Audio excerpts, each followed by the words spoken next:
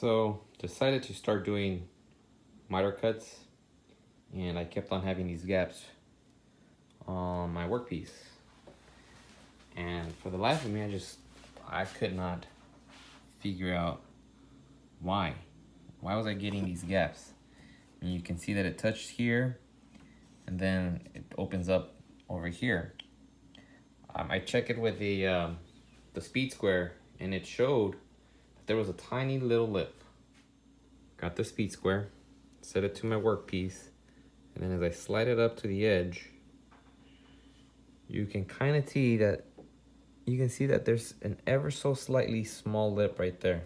Everything's nice and aligned up here in the front, but as we start to move up, this part right here you can kind of see, and it's just a little bit. That little bit on both sides creates this gap.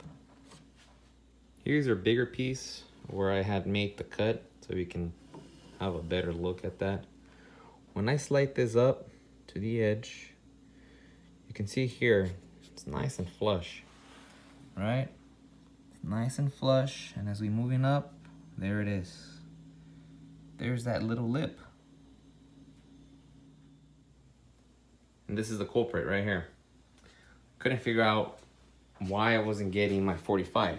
I mean, it said that it's on 45, and it's got these little locks that show that it's at 45. And so I was playing with it, and I would try to move it to either, close to 44 or 46, and trying to play with it until I would get the 45 that I needed. And it just made things a lot worse. Now I flip this over right to the other side and take a look at the other side. It's about to set it up.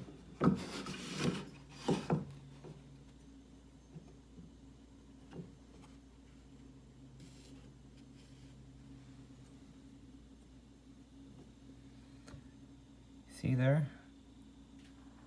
There's like a small little one, but actually no, there isn't.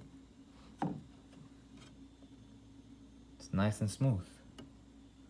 So it's on one side, which is weird, right? Why? Why is it doing it? It then hit me. I think it's the bevel. It's probably off at an angle. So as it's coming down, one side is good, and then on the other side, you get that weird lip.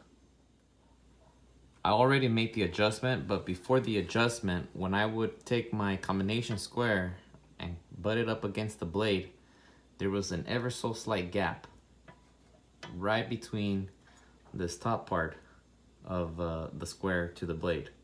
So it was a little crooked. And supposedly it was already set at 0, and I couldn't move it anymore. I tried moving it, and there's a stop, right? So it stops and it's at 0, but that wasn't the case. I figured there's got to be an adjustment to make that change, and there is. After kind of tinkering and moving it, I kept on moving it around to see, where can the stop be. It's over here. It's this little guy right here. So what I did is I loosened it. I did a couple turns, and then I came back and took a look at how square it was. I actually had made it worse at first, and so I knew that this was the guy right here. This was the adjustment. So I adjusted it the other way around, and I did maybe, I don't know, 2 turns at most, and I got really close, and then I did another quarter turn, and then I had it perfect to where it should be. And so there is an adjustment. I did check for the 45.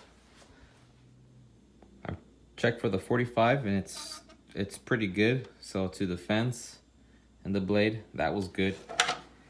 And that gave me a hard time kind of trying to figure out what the problem was. But for whatever reason, I decided to check 2 sides of the wood, and then I realized that one side was good and the other was bad. It had to do something with the bevel, and since then I've got my miter cuts working out for me. I grabbed a couple scrap pieces I had laying around and practiced my 45s, and I think I think I'm in business now. Hey guys, don't forget to like and subscribe. As a beginner woodworker, I would like to show my issues and solutions that may help you too.